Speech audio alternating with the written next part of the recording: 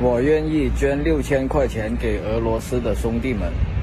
希望普京总统可以尽快发射核弹头，目标就是英美法3个国家，哪里人多打哪里。我不想俄罗斯倒下，然后北约对付中国，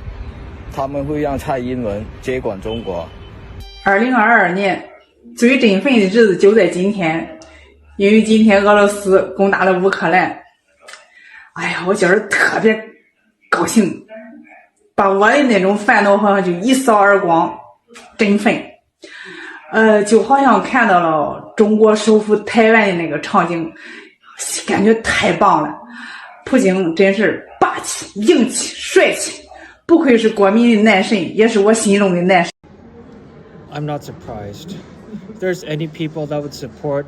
the war besides a bunch of brainwashed Russian fascists that believe every lie being spoken by their news media outlets, it would be Chinese netizens, and this is coming from someone who's also part Chinese. If there's anyone who's more brainwashed than a country that used to be open like Russia prior to the sanctions, prior to the mass censorship by the Putin regime, it has to be the Chinese netizens, especially since to a certain degree they were closed off to a lot of other countries prior to all the sanctions and other restrictions put on Russia just because of the war that started last month. China itself might be a superpower, but look how well one of the other major superpowers of the world are doing against a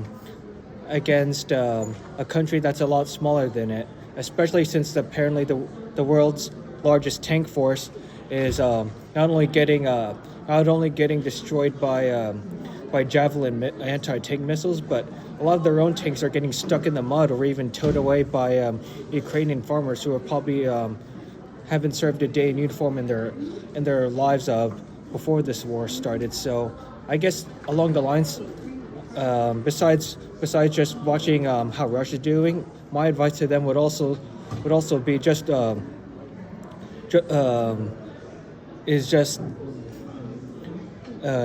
the West, America. We're not the pushovers that you guys think we are, because I can guarantee you that if the Russians were to attack Poland or Lithuania, that whole country would be a pile of rubble in just a matter of months tops. In my opinion, they're a much more trickier puzzle to solve, especially since they have a lot more economic influence than Russia ever had, and I would dare say that than Russia ever will. But Russia, basically, if NATO were to go to war to Russia, again, I think it would be over in a matter of months. But my concern is just how to handle regime changes, assuming Putin is removed from power, whether it be through external forces like NATO or some type of mutiny within the country. I would say that Russia would have to be rebuilt the same way Germany was after World War II, because if the rest of the world decides to condemn and punish Russia the same way they punished Germany after World War I, something a lot crazier could happen to that country, just like how Adolf Hitler came to power in Germany after all the terrible things that happened to them from the end of World War I to his rise to power in 1933. I would say, all right, I can't give a solid black and white answer, but I will say at the moment, Russia, again, especially since all these economic saying, even though gas is a little higher, I would say that that the world can live without Russian oil to a certain degree, especially if other places use their reserves like the U.S. But I would, right, I'm getting struck. But I would say Russia right now, just because of how Putin invaded Ukraine just out of greed, ambition, and also through lies that he's propagated to his own country. But China,